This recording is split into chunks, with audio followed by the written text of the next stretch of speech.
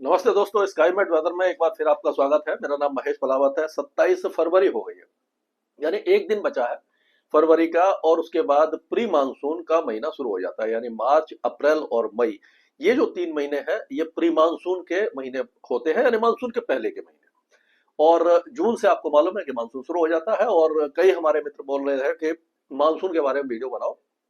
तो मैं एक दो दिन में कोशिश करूंगा कि मानसून के बारे में बहुत अच्छा वीडियो बनाऊं। और ये अभी मान के चलिए कि इस समय जो लानीना है वो कमजोर हो चुका है, न्यूट्रल कंडीशन आने वाली है। और लानीना का मतलब है शॉर्ट में, मतलब कि जिसको नहीं मालूम, वैसे ज्यादातर आपको पता ही है कि लानीना और अल्नीनो क्या होता है, लेकिन जिसको नहीं पता उनको मैं बता दूं कि लानीना जब होता है तो पूर्वी भूमध्य रेखीय प्रशांत महासागर में समुद्री सतह के तापमान कम हो जाते हैं, और वेस्टर्न पैसिफिक में और हमारी साइड में ज्यादा हो जाते हैं। जब समुद्र में तापमान ज्यादा होंगे तो बादल ज्यादा बनते हैं और अच्छी बारिश होती है, हमारा मानसून अच्छा होता है। अल नीनो में इसका उल्टा होता है। वहां पूर्वी प्रशांत महासागर में समुद्री सतह के तापमान बढ़ जाते हैं और हमारी साइड में कम हो जाते हैं, तो यहाँ बादल कम बनते हैं और बारिश कम होती है। मतलब एक मोटा मोटा आपको मैं समझा रहा हूँ। और न्यूट्रल कंडीशन होती है, न तो लानीना है न अल नीनो है। तो अब क्या है कि पहले न्यूट्रल कंडीशन आएगी, और जब मानसून आ जाएगा उस समय न्यूट्रल कंडीशन ही रहेगी, लेकिन अगस्त और सितंबर में होते होते ये अल नीनो बनने लग जाएगा, यानी मानसून को कमजोर करने वाली जो स्थिति है वो पैदा हो जाएगी। लेकिन और भी कई फैक्टर है, उसके बारे में बात करेंगे। अभी क्या है कि स्प्रिंग सीजन जब होता है, बसंत ऋतु में जो मॉडल है बहुत ज्यादा एक्यूरेट नहीं होते। तो अप्रैल में जाकर के इसका सही अनुमान लगाया जाएगा। मतलब एक महीने का और इंतजार करना पड़ेगा, जिसमें हम आपको मतलब रीजन वाइज कि किस इलाके में कैसी बारिश होगी, जून में कैसी होगी, जुलाई, अगस्त और सितंबर, वो पूरा डिटेल बात करेंगे।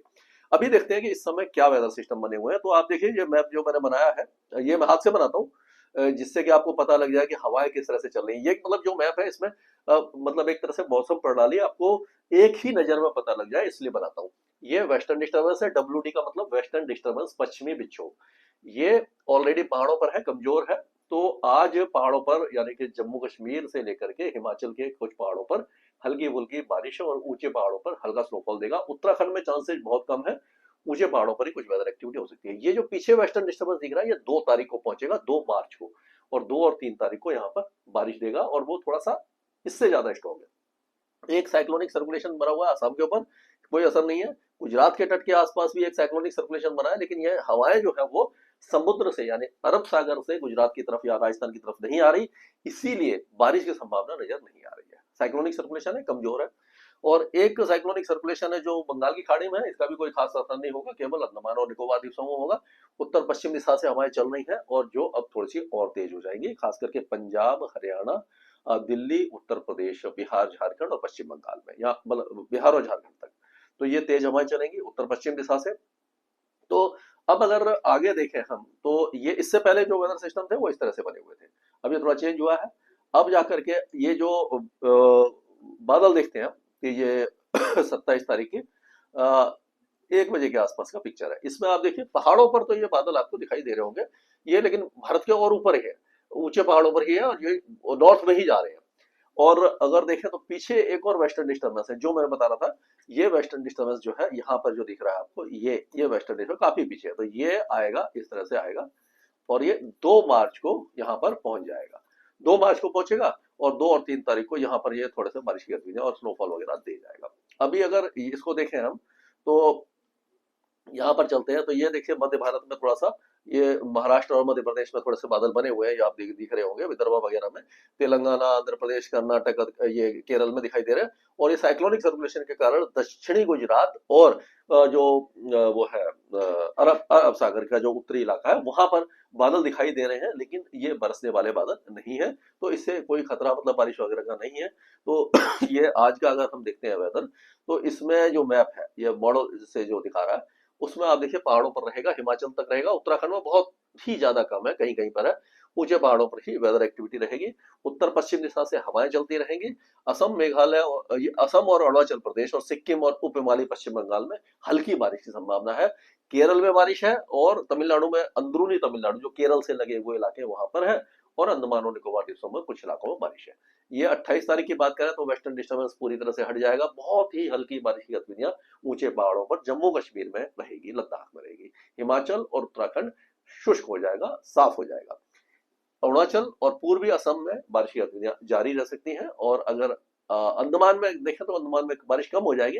केरल के कुछ इलाकों में बारिश की गतिविधियां रहेंगी, और जो हवाएं हैं वो आप देखिए काफी तेजी से चलना शुरू हो जाएगी। ये जो यहाँ से आ रही है, पहाड़ों से आ रही है, ये देखिए ये पूरा इलाका जो है, यहाँ से लेकर के ये जो पूरा इलाका है, पंजाब, हरियाणा, दिल्ली, उत्तर प्रदेश और ये बिहार के जो इलाके हैं, यहाँ सभी इलाकों में जो हवाएं हैं वो तेज हो जाएंगी। तो यहाँ पर ये जो उत्तर पश्चिम दिशा से चलेंगी हवाएं, तो इससे क्या होगा कि थोड़ा सा जो गर्मी है उससे कुछ राहत मिलेगी। दिन के समय तेज धूप तो निकलेगी, आसमान साफ रहेगा, लेकिन कुछ राहत हमें जरूर दिखाई दे जाएगी। ये 27 तारीख हो गई या 28 तारीख हो गई। अब ये 1 तारीख को देखेंगे, 1 तारीख को भी कोई वेस्टर्न नहीं समझती है, 2 को भी, 2 को जाकर के आना शुरू हो जाएगा ये देखिए अफगानिस्तान वगैरह से। और 3 तारीख को फिर से वेस्टर्न डिस्टर्बेंस का असर रहेगा, जो 4 तारीख तक रहेगा पहाड़ों पर। इस समय जम्मू कश्मीर के कई इलाकों में तेज बारिश हो सकती है, मॉडरेट स्नोफॉल भी हो सकता है, लेकिन हिमाचल प्रदेश के ऊंचे पहाड़ों पर स्नोफॉल होगा, धर्मशाला, मंडी और बाकी इलाकों में हल्की बल्कि बारिश होगी, उत्तराखंड में हल्की बारिश होगी, और हवाएं काफी ज्यादा तेज हो जाएंगी ये 2 3 तारीख के आसपास। तो आप देखिए काफी तेजी से हवा चलेंगे, और जो एक तरह से चलती है ना, जो धूल भरी आंधी जैसी लगती है, उस तरह की हवा आपको पंजाब, हरियाणा, दिल्ली, उत्तरी राजस्थान, उत्तरी मध्य प्रदेश और उत्तर प्रदेश में दिखाई देगी। तो इस तरह का मौसम रहने की संभावना हमें दिखाई दे रही है।